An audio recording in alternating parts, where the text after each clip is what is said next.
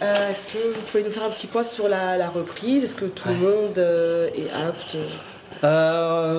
On a quasiment tout le monde à dispo pour ce match, pour ce premier match, pour ce 2025, pour entamer cette deuxième partie. Certainement, on va voir avec Gridge et Joe chez Ginny. Ensuite, on a des joueuses qui sont arrivées un peu plus en décalé parce qu'elles avaient des déplacements un peu plus loin. On fait le point un peu avec tout le monde et puis on va faire l'entraînement là. S'il n'y a pas de choses compliquées, on aura tout le monde à dispo. Hein. En tout cas, on le souhaite. Il y avait des consignes justement pour cette coupure qui n'est pas si longue finalement, pour se maintenir en forme. Comme pour tout le monde, je vous souhaite de profiter des gens que vous aimez et surtout de décrocher un petit peu aussi avec votre métier. Ce que nous, en tout cas moi, j'ai essayé de faire, parce que c'est un métier aujourd'hui où on recherche beaucoup sur la vitalité, sur le bien-être. Vous avez vu le nombreux témoignages des coachs, hein, des collègues. C'est très prenant, mais passionnant. Et aussi, il faut savoir décrocher pour avoir l'énergie positive suffisante pour pouvoir être clairvoyant au quotidien dans nos interactions et d'être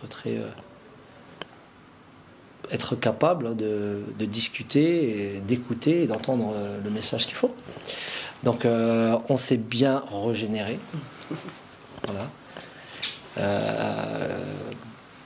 Et maintenant on est prêt à attaquer, hein, simplement.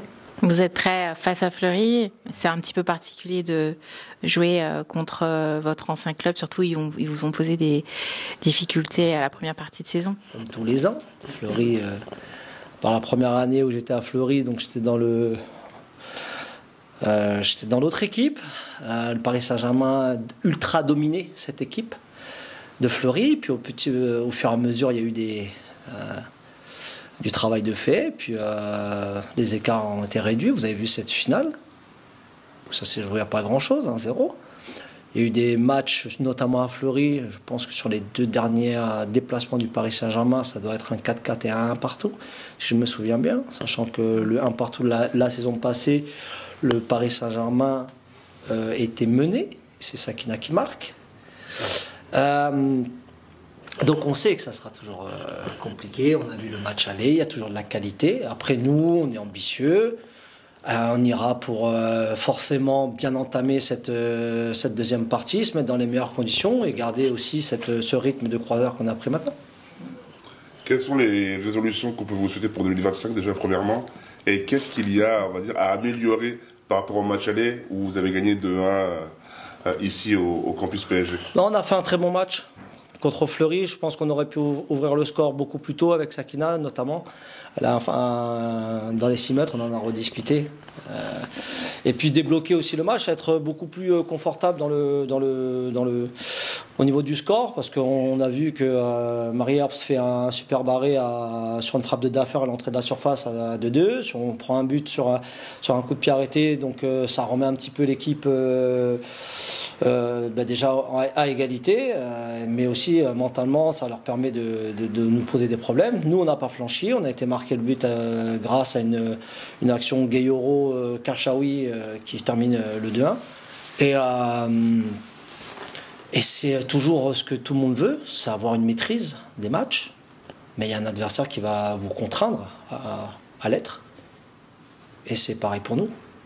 Et au niveau de la défense, est-ce qu'on peut avoir des améliorations? Alors on voit quand même, on va dire, il y a quand même une défense type. Est-ce que potentiellement on pourrait avoir une amélioration avec notamment Griège, comme vous l'avez dit, qui pourrait faire son entrée dans la défense, dans la charnière centrale? Bon, je dirais pas amélioration. Alors, oui, je dis changement, évolution ou une line-up différente. Ouais. Oui ou non, je sais pas. Je vais pas vous donner l'équipe pour demain. Si je vous la donne, c'est la donner aussi à l'entraîneur adverse ou à l'équipe adverse. Ce qui est bien, c'est qu'il y a beaucoup de joueuses qui ont montré des choses sur cette première partie. Non seulement individuellement, mais aussi sur la complémentarité. On est content de certaines choses. Après, il y a des choses qu'on peut évoluer. Forcément, sur cette première partie, on n'a pas eu tout le monde à disposition. Donc, on a aussi des joueuses à voir. Elisa D'Almeida, Gretchen Bock, Paulina Dudek, voilà. Et ce qu'on souhaite, c'est pour ça que vous avez vu Gretchen Bock ou De Almeida sur le dernier match à Saint-Etienne. Retrouver une place de titulaire. Pourquoi ? Parce qu'on va avoir besoin de tout le monde dans cette dernière ligne droite et tout le monde ensemble dans les meilleures dispositions, avec la bonne santé, la bonne forme, la perf, la référence. Voilà, c'est ce qu'on souhaite sur cette deuxième partie. Est-ce que ces joueuses, justement, ont eu une préparation mentale spécifique, justement, pour faciliter leur retour dans le groupe ? Alors ça, c'est vraiment au cas par cas. Et puis c'est très, pour moi, intimiste. Donc je pense que ça reste quand même quelque chose de personnel sur lequel on ne va pas échanger de façon transparente. Mais si je sais qu'il y a une joueuse qui avait eu besoin à un moment donné d'avoir cet accompagnement qui était là avant aussi et qui a eu besoin à un moment donné aussi de retrouver peut-être se retrouver. Voilà. Et peut-être voir des angles différents d'approche pour désamorcer soit des frustrations, des stress, des incompréhensions et trouver une énergie positive pour pouvoir avancer, puisque c'est un peu ça l'objectif, c'est d'avancer. Je sais qu'on va me reprocher de poser la question. Non, mais, allez-y. Je fais. Vous répondez ou pas si vous n'avez pas envie, mais. Exactement. C'est exactement ça. Je vais reposer la question sur le cas de Grace, c'est une joueuse importante. C'est vrai qu'avant la trêve, sa situation était un petit peu compliquée au PSG. Qu'est-ce que vous pouvez nous dire de son cas et est-ce qu'elle va rejouer avec Paris ? Bah oui, je lui souhaite, évidemment. Après, comme je disais. Sur la première partie, il y a on a un bilan intermédiaire, on a eu des entretiens individuels, on a discuté avec tout le monde, ça a été très agréable, l'échange est très productif, et ce qu'on peut améliorer, on va l'améliorer, y compris individuellement. Donc on se parle avec grâce, sans filtre, et si on peut évoluer, on va évoluer. De toute façon, c'est un peu l'envie qu'on a chacun, c'est de pouvoir s'appuyer sur ce qui a été fait, bien ou mal, et d'avoir l'évolution, la progression derrière, et c'est ce qu'on souhaite. Et si les démarches sont bonnes, il n'y a aucun problème. De toute façon, c'est une joueuse qui a joué beaucoup sur la première partie. Des fois, on a tendance à l'oublier parce qu'on a mis peut-être un peu d'importance sur certaines choses. Mais c'est le deuxième temps, c'est 9 matchs sur 11, plus les 2 matchs de Ligue des Champions aller-retour. Donc nous, on est dans une ligne où on fait confiance. Sur le plan sportif, il n'y a aucun problème. Est-ce que vous pouvez comprendre que, sans chercher de polémique, ça puisse interroger quand même? C'est Grace Gueye-Roux. De ne pas savoir. Je pense que c'est ce qui vous dérange, c'est de ne pas savoir. Mais franchement, mon rôle, moi j'étais joueur, j'aime bien que ça reste à l'interne. D'accord. Vous voyez, c'est aussi une question de protection de tout le monde. C'est pas un métier qui est simple pour vous, je le comprends. Il y a eu aussi des déclarations de Grace qui soulèvent d'autres questions. Mon rôle, c'est de rester vraiment dans un rôle de protection collective, et puis aussi même de possibilité d'évolution d'échange, parce que derrière, si on répond chacun ce qu'on a envie de répondre, c'est moi je suis pas d'accord, je réponds. Derrière, on a engagé des paroles. Et on ne peut plus faire demi-tour. Et moi, ce que j'aime, c'est pouvoir travailler même avec des gens qui, au départ, ne voulaient pas ou ne souhaitaient pas. C'est un peu comme ça que j'ai évolué dans ma vie. J'ai pas de... Tant qu'on n'a pas travaillé ensemble, on ne va pas se juger.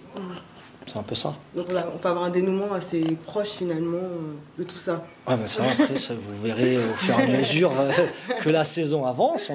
On sait qu'on a une deuxième partie, on doit atteindre des objectifs importants. On sait qu'on a ce match de Fleury demain qui est extrêmement compliqué. Parce que c'est le premier, parce que voilà, ça a toujours été le premier match de janvier, c'est toujours une énergie différente, les visages sont différents, vous avez une dynamique, la première partie, la deuxième partie, c'est plus la même, ou alors il y a toujours une évolution, ou alors on est sur une régularité. Voilà, on est toujours vigilant. Tant qu'on n'a pas commencé, on ne peut pas se dire sur quelle pente on y va. Ensuite, on a ce match dimanche à Angers. Et c'est un match auquel vous comprenez bien qu'il arrive en début de deuxième partie, et il n'y aura pas forcément de rotation, mais il n'y a que 16 joueuses, parce qu'on va être aussi dans une préparation de Lyon au Parc des Princes, avec beaucoup d'attentes, d'exigences, avec peut-être des choses dans la tête des personnes sur la première partie, que nous, on doit montrer de façon différente sur le match au Parc. Voilà, et tout ça, c'est avec des paramètres de quotidien aussi. Voilà, on a une vision sur les 2 semaines, un peu plus aussi sur le calendrier, et puis aussi on a le quotidien, l'entraînement, ce qui se passe aussi. Voilà, il y a beaucoup d'interactions, donc c'est pour ça qu'on laisse toujours des places à l'évolution. Justement, est-ce que cet hiver, c'est peut-être le moment opportun pour renforcer ce Paris Saint-Germain avec un mercato, pour faciliter justement le fait qu'il y a encore des joueuses qui ne sont pas encore à 100%, qui reviennent progressivement de blessures, peut-être sous forme de prêt? Je pense qu'il y a des discussions, mais ça c'est la direction qui est vraiment pionnière. C'est elle qui va faire les démarches ou récolter un petit peu toutes les informations du marché. On est attentif, bien sûr, à ce qui se passe. Après, est-ce qu'il y a quelqu'un qui va arriver, qui va signer? Je ne peux pas vous le dire. Est-ce qu'il y en a 2, est-ce qu'il y en a 3, est-ce qu'il y a personne? Est-ce qu'il y a des départs? Même ça, je ne peux pas vous dire. En tout cas, de tous les entretiens, il n'y a personne qui souhaite partir.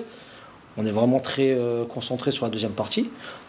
Après, bien sûr, c'est toujours le marché, hein, l'offre et la demande. Des fois, à la dernière minute, vous avez des offres que vous ne pouvez pas refuser. On a été joueur.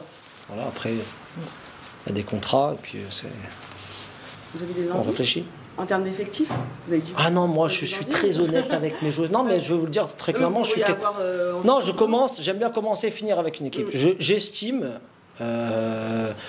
Mais on va sortir du football féminin, parce que c'est propre au football féminin où il y a un marché aussi américain où il faut être très attentif. Il y a des possibilités aussi d'adaptation, de recrutement spontané, de sous-traitance, etc. Vous appelez-le comme vous le souhaitez. Chez les garçons, on estime que le mercato d'hiver est un marché d'opportunités, mais surtout soit réajuster quelque chose qui n'a pas fonctionné. Une blessure, voilà, c'est une évolution qui n'est pas forcément un constat positif. Et quand vous n'avez pas de mouvement, vous considérez que le marché d'été a été très enrichissant et qu'on peut encore continuer à progresser avec. Après, bien sûr qu'il peut y avoir des demandes personnelles, mais sur la construction, moi en tout cas, j'aime bien commencer avec un groupe, le faire évoluer. Après, on verra en fin de saison si on a atteint l'objectif que tout le monde souhaitait. Est-ce qu'individuellement, il y a une progression? Est-ce que nous, on a progressé? Est-ce que tout le monde a progressé? C'est un peu ça, le sens de la vie, entre guillemets, pour moi. Maintenant, comme je vous ai dit, je commence et je finis avec les gens avec qui j'ai commencé. Merci beaucoup. Juste une petite question sur Echigini. Est-ce que vous pouvez me faire un petit bilan de sa première partie de saison? Vous avez dit tout à l'heure qu'elle était peut-être un petit peu incertaine, c'est ça, si j'ai bien compris? Ouais, parce qu'elle n'est pas encore vraiment revenue, si vous voulez... sur le terrain. Donc, sa première partie, vous la connaissez, c'est une joueuse qui est arrivée dans les recrues assez tôt, avec Romé, avec une très bonne entente, vous l'avez vu sur les matchs amicaux. À partir du moment où physiquement elle est très à l'aise, elle a vraiment des disponibilités. Et ça, vous avez vu son prime contre Dijon, avec but et passe décisif. Elle a un volume. Après, elle a besoin aussi de prendre du temps, d'avoir beaucoup de confiance. Mais je pense que c'est une joueuse qui a surtout besoin de son physique pour exprimer la plénitude de son talent.